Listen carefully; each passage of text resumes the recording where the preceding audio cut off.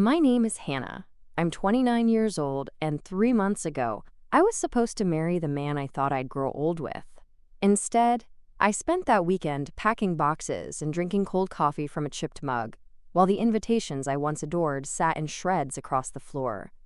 But let me start with the truth. I wasn't born into chaos. It found me. It wore the face of my sister Melanie. 2 years younger, impossibly beautiful, and always the one who knew how to twist a room to her liking. Growing up, our roles were set like stage parts. She was the glowing lead. I was the understudy no one waited to applaud. But I never minded. Not really. I focused on school, built a career in product design, and eventually launched my own boutique brand from my apartment.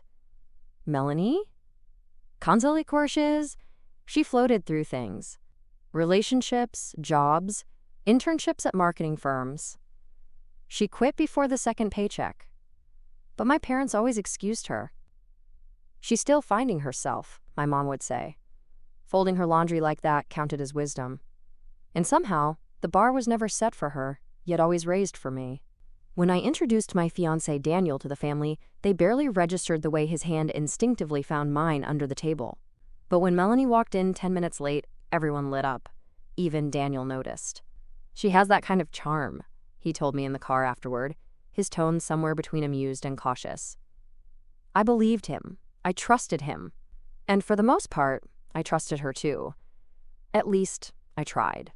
A week before our wedding, I was finishing up place cards when Daniel walked into the room, his face pale. His hands shook as he held out his phone. "Is this some kind of joke?" he asked, voice tight. I took the phone. My breath caught. On screen were 3 photos. Intimate, blurry, and deliberately incriminating. Me. And another man. Except it wasn't me. It looked like me.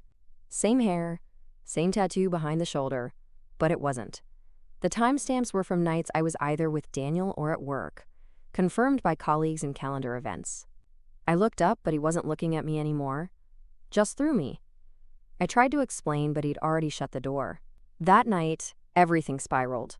No wedding, no explanations, no goodbye from him, just a canceled Airbnb booking and a silence that felt like it cracked through the floorboards. I didn't cry. I couldn't. Instead, I stared at those photos again and again. Then I noticed something. In the reflection of a glass behind me. No, behind the woman pretending to be me was a phone case. Rose gold. With a very specific scratch in the corner. One I knew by heart, because I had gifted it to Melanie 2 Christmases ago. And just like that, I stopped feeling broken. I started feeling awake. Because if she wanted to take my wedding from me, I'd be there to take hers. Thread by thread, one secret at a time. The next morning, I woke up without tears. Just clarity. I brewed a strong cup of black tea and opened a new folder on my laptop. I named it The Dress Rehearsal, because that's what her whole life had been. A performance. And I was done being the silent audience. First, I confirmed what I already suspected. I went through every photo she ever tagged me in, every story highlight, every Snapchat she'd accidentally saved to our shared family drive. Melanie never covered her tracks. She never had to. She was the golden child. Why would anyone question her? But I wasn't everyone. And this time, I wasn't forgiving. It didn't take long. One of the photos she doctored had a faint shadow along the edge, an editing artifact from a cloning tool. Sloppy work. I reverse image searched the originals. They came from an influencer's old blog post, one I had read years ago when planning a spa weekend. Melanie had stolen the content, morphed the lighting, then layered my face over it. Face swap apps had come a long way, but not far enough to trick me forever. I knew what I had to do. Daniel wouldn't respond to texts, so I sent him a short email. I attached the originals and told him to look closely. I asked for nothing. No explanation. No reunion. Just clarity. He never replied. But I saw the read receipt, and I saw his LinkedIn go dark a few days later. Maybe it rattled him. Maybe it didn't matter. Because I had already decided. I wouldn't chase someone who didn't stand beside me at the first sign of a storm. What mattered now was Melanie. and what she had coming. Exactly 4 weeks after what should have been my wedding, Melanie announced her engagement. To Caleb, a guy she'd only been seeing for 6 months, a tech consultant who spoke like he was allergic to eye contact. When she told me, her voice was all sugar. I just didn't want to wait. When you know, you know. She chirped over brunch. I nodded and smiled, the picture of a supportive sister, but inside I was already sketching ideas on a napkin. Literally. A timeline, a list of vendors, a guest list, not hers, mine, because I knew how this worked. She'd want me to help plan. She'd want to show off how mature and committed she'd become. And I'd give her exactly what she wanted, the perfect wedding, with the perfect dress. And one unforgettable surprise. I would be her maid of honor. She'd ask. I knew she would. And when she did, I'd smile, say yes, and begin the countdown to the moment she'd walk down the aisle.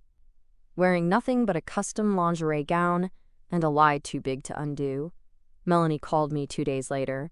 Hannah, I want to ask you something big, she said, her voice dipped in faux vulnerability. I knew what was coming, but I let her talk. I want you to be my maid of honor. There it was. The title she thought would make everything right. The title she thought would keep me under her thumb. I paused just long enough to sound surprised. Then I said, of course, I'd love to. She squealed, went on about how much it meant to her, how Caleb thought we were such a close family, how we'd set an example for everyone. I bit the inside of my cheek to keep from laughing. An example, all right. She had no idea the war she just handed me the map for. The next week was a blur of Pinterest boards, boutique visits, and phone calls filled with fake excitement. Melanie delegated everything. I let her. I offered to handle the venue, the decor, even the dress. You trust me with your dress, right? I asked over lunch one day. She was too busy snapping photos of her avocado toast to notice the glint in my eyes. Of course, she said, not looking up. I want it to be sexy but classic. Something that stunts. Oh, I'll stun them, I thought. I visited a designer friend of mine the next day, Maya. We hadn't talked much since college, but she owed me a favor. One all-nighter during our senior showcase had earned me her eternal loyalty. When I told her what I needed, a custom bridal gown with a switchable lining and a backup decoy dress that would barely pass for sleepwear, she blinked. Is this for a prank or a felony? Neither, I said. Just poetic justice. Maya stared at me for a beat, then nodded. Done. 3 weeks later, the decoy dress was complete. It was satin. Backless. Barely held together by pearl straps and illusion mesh. Classy enough to pass at a distance. Revealing enough to cause chaos up close. It even came with a detachable overskirt. Perfect for the swap. The real dress, of course, would stay hidden, tucked away for the final switch backstage. I'd made sure the fitting room at the venue had 2 locked trunks, one for accessories, the other for the actual gown. Melanie didn't question it. She never asked about details. She assumed everyone around her would make things magical, and that assumption was exactly what I needed. What I didn't expect, however, was the call I got one night while organizing seating charts. From Caleb. Hannah, he said nervously. Can we talk? I froze. Sure, I said slowly. What's up? It's about something I saw on Melanie's laptop. He sounded conflicted, uneasy, and suddenly my plan shifted again. Because the game wasn't over. It was just beginning. Part 4. Caleb's Confession. I met Caleb at a quiet cafe near his office. He looked like he hadn't slept in days. His collar was wrinkled, his hands jittery around the coffee cup. I sat down, trying not to look too curious. Or too eager. He leaned in, lowered his voice. I wasn't snooping, he began. I swear. But Melanie left her laptop open on the kitchen counter. I stayed silent. Just nodded. She had a folder hidden inside another folder. It was named Taxes 2020, but he trailed off, then looked up at me, eyes clouded. It was full of edited photos, dozens of them. Most were of you. I didn't react. I had trained my face to stay still. But inside, my stomach turned. He went on. Some were photoshopped. I could tell. The angles were weird. The lighting didn't match. In one, your necklace is floating in the wrong spot. He rubbed his temples. There were emails, too, sent from a dummy account. To Daniel. I knew that part already, but hearing it from him somehow twisted the knife deeper. He looked at me, searching my face. You didn't do anything, did you? I shook my head. I didn't, I said quietly. And she ruined your wedding. It wasn't a question. It was a realization. He leaned back, staring out the window like he couldn't believe who he was marrying. I wanted to tell you before, he said, but I didn't know how. I thought maybe she had a reason. Maybe it was a mistake. But this wasn't a mistake, I said. He looked at me, dead in the eyes. No, it was planned, calculated, and there it was. Confirmation. I'd known, but hearing him say it made it real in a way that scraped bone. I sipped my tea, trying to keep my voice calm. So are you still going to marry her? He hesitated. That silence was long, uncomfortable. I don't know, he said finally, but I know I need time to figure out who she really is. I nodded. I get it. And I meant it. He wasn't the villain. Not yet. But I wasn't about to halt the fire I'd already started. Caleb stood up, tossed a bill on the table. He paused before walking away. If something else happens, on the wedding day, I won't stop it.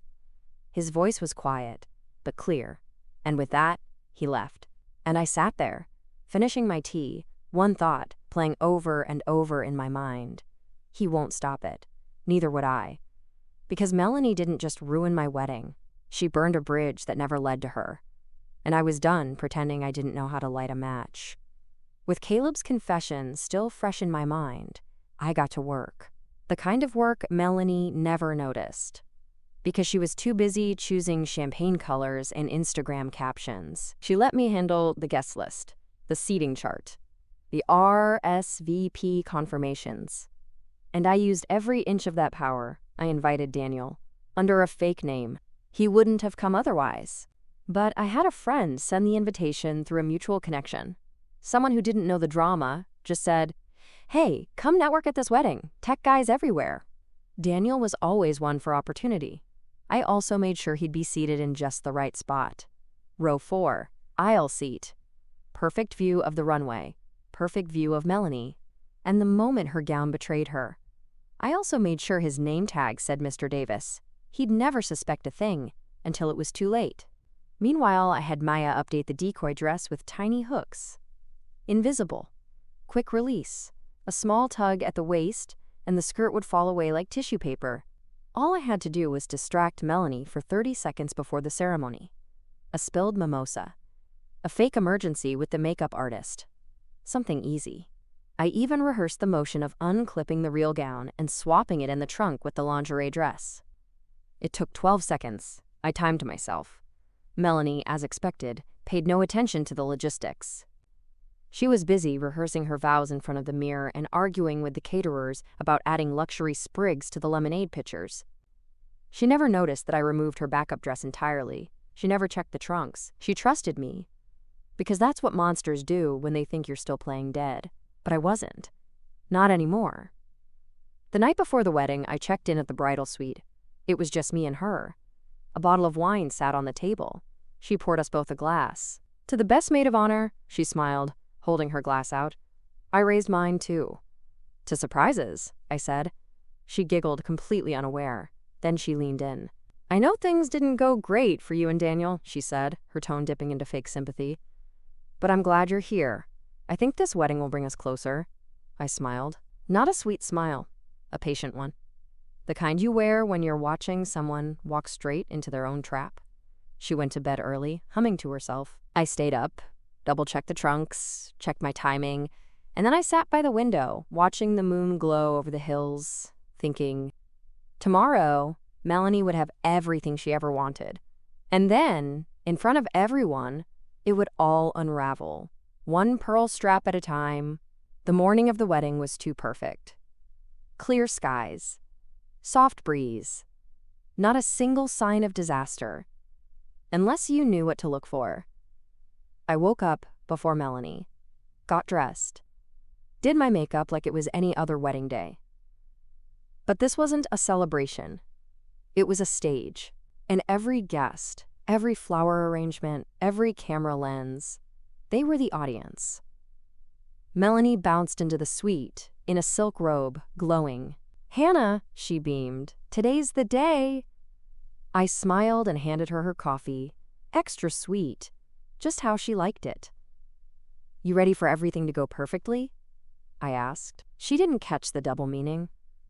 Not even close. The photographer arrived first.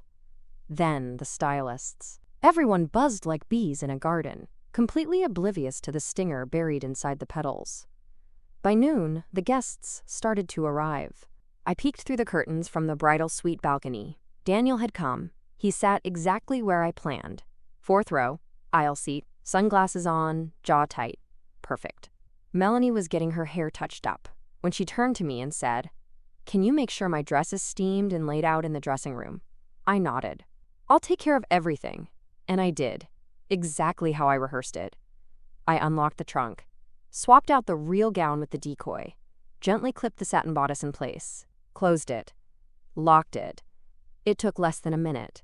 I exhaled slowly and walked out, heart steady. 20 minutes before the ceremony, I handed Melanie the key to the trunk. "It's all ready. You'll look stunning." She clutched it with excitement. I watched her walk into the room like a queen preparing for her coronation. She didn't ask me to help her change. She wanted her big reveal. Said she'd walk out fully dressed to the gasps of the crowd. Oh, they'd gasp. Just not for the reasons she thought. I waited just outside the door as she changed. There was some fumbling. A zipper struggle. Then silence. Hannah?" she called. I stepped in casually. She stood there, half-dressed, confused, tugging at straps that weren't quite staying up. "This doesn't feel right," she muttered. I tilted my head. "It's what you picked, remember?"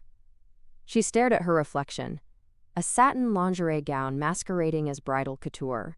Low cut, barely their sides, pearl chains down her back.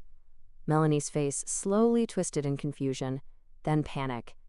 "Hannah, where's the other dress?" I widened my eyes, feigning shock. "What do you mean? That's what was in the trunk." No, she whispered, running to check. She opened the trunk again. It was empty now, except for the decoy. And a single envelope. She opened it with shaking hands. Inside was a photo, one of the fake images she'd sent to Daniel. And a note, written in my handwriting. "You stole my wedding." I returned the favor.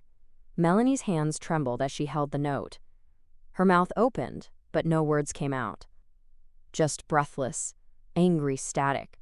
She turned to me, eyes wide, voice breaking. You knew this whole time," I nodded slowly. "I knew the night Daniel left me." "You," she gasped, "you ruined my wedding." I stepped closer, calm, measured. "No, Melanie, you ruined mine, and now you get to feel what it's like." She stormed toward the trunk, flinging clothes and makeup bags aside like a child mid-tantrum. "There has to be something else." "There's not." "You have 10 minutes, I said coolly, checking the time. "They're waiting."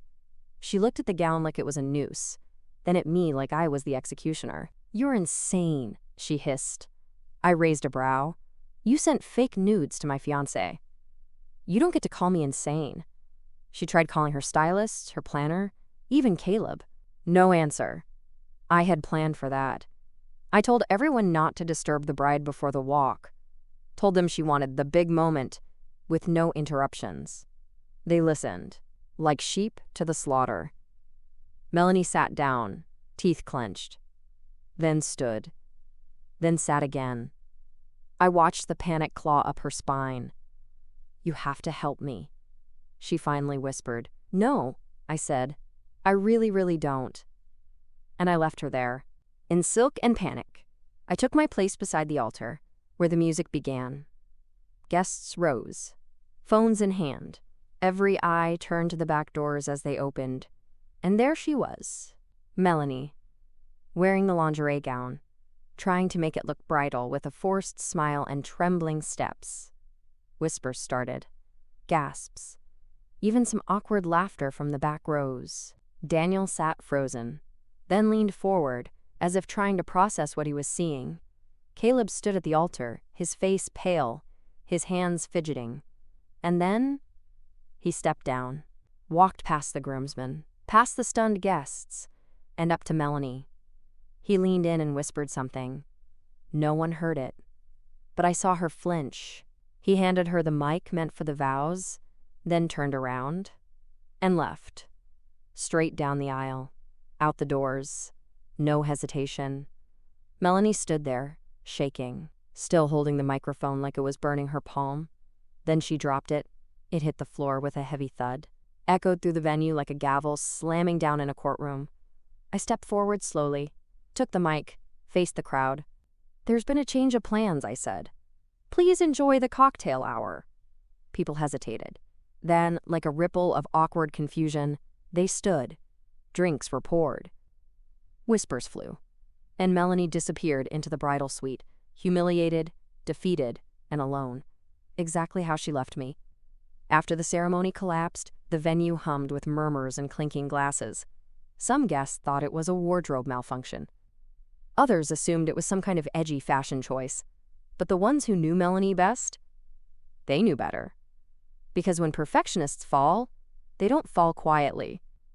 And Melanie's fall echoed like a warning. I mingled, smiled politely, let the whispers swirl around me like perfume. Aunt Lydia grabbed my arm halfway through the cocktail hour. What happened to her dress? She hissed. Custom design, I said with a shrug. She wanted to be different. Lydia frowned, but didn't question it.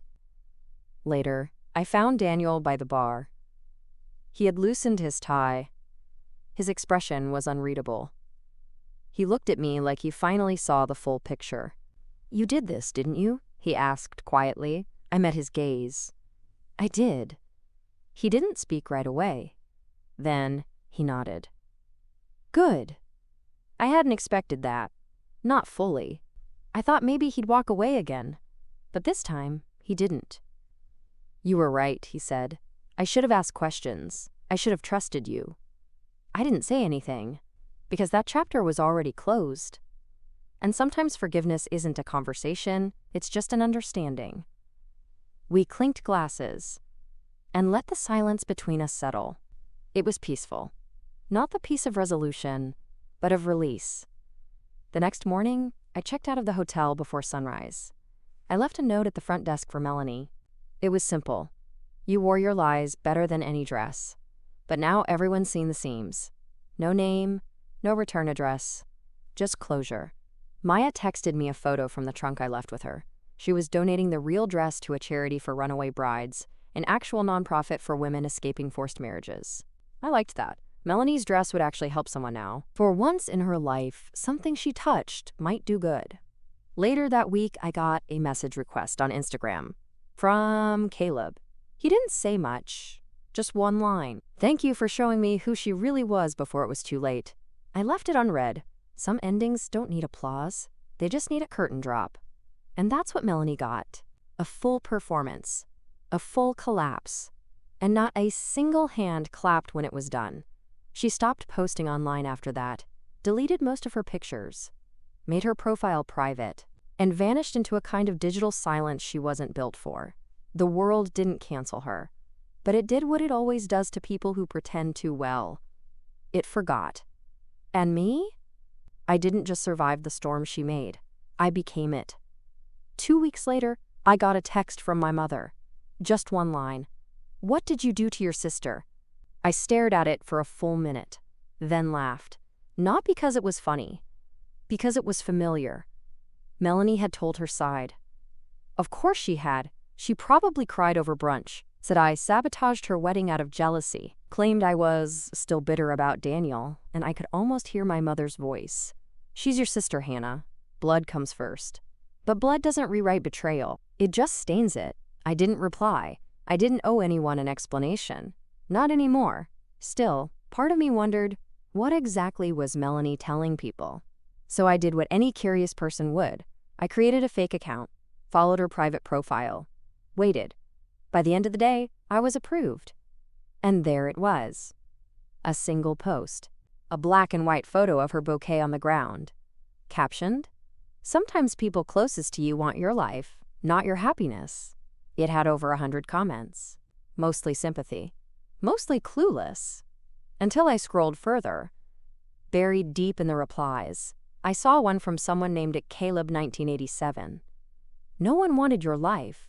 They just finally showed it to you. It had no likes, no replies.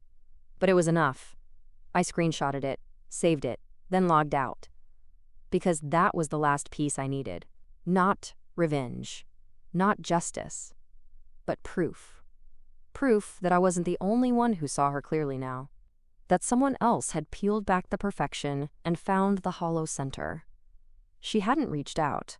Not directly. But a mutual friend told me she moved to another city. Changed her number. Started working at a boutique under her middle name. Tessa. Fitting, really. Even her new life was borrowed. And I got quiet. Not out of fear, but peace. I started focusing on my brand again, took on new clients, launched a spring collection, and for the first time in months, my inbox was filled with praise, not pity. One night, while packaging an order, I got a message from Daniel. Just 3 words. "I miss you." I didn't respond. He wasn't a villain. But he wasn't a hero either. He was just someone who didn't look hard enough when it mattered. And I was no longer accepting apologies wrapped in hindsight. Melanie took my wedding. I took hers. She used a lie to break something beautiful. I used the truth to break something fake. And I would do it again. Every single time. Because some sisters protect you from the world. And some are the reason you have to build one alone. Spring turned to summer. And for the first time in years, I didn't flinch at my own reflection. I wasn't the abandoned bride anymore. I wasn't the forgotten sister. I was just Hannah. And that was enough. One afternoon, Maya called me. She sounded excited. "NPR wants to do a segment on the dress." I blinked. "What dress?" "The bridal gown you donated. The one Melanie was supposed to wear." Apparently, the nonprofit had shared its story online. The designer was named anonymously. The donor, too. But the transformation from scandal to service caught attention. They titled it "The Dress That Helped a Woman Escape." Poetic, fitting, and deeply ironic. Because in the end, Melanie's wedding still meant something. Just not to her. A month later, I visited the boutique where she now worked. I didn't go inside. Just stood across the street with a coffee in hand, watching through the window. She was folding scarves, talking to a woman about summer colors. Her hair was shorter now, her smile thinner. I didn't hate her. I didn't want her to hurt forever. I just wanted her to understand what she'd done. And maybe she did. Or maybe she still saw herself as the victim in a tragedy someone else wrote. Either way, I turned and walked away. Because this story was never about Melanie. It was about me finding the part of myself I used to give away too easily. My peace. My pride. My power. That night, I took the last box, labeled wedding stuff, out to the curb. Inside were the old invitations, the engagement scrapbook, and a letter I once wrote to Daniel but never sent. I didn't open it. Didn't need to. Some goodbyes don't have to be spoken to count. They just need to be lived. And mine had been. As I closed the door behind me, my phone buzzed. A message from Maya. Someone just asked if we could make a bridal line inspired by the lingerie gown. Want in? I stared at the screen, smiled, typed back. Let's make something unforgettable. Because why not? Melanie had her version of the story. Let the world have mine. the truth woven into every seam. The sister who rose from ashes with a match still warm in her hand. And one final thought, stitched across the inside hem of the new design. Wear it loud enough to silence them. What do you think about Hannah's decision? Was she too harsh, or was this the only way to truly protect herself? Share your thoughts in the comments below, and don't forget to subscribe to the channel for more heartfelt stories about real family.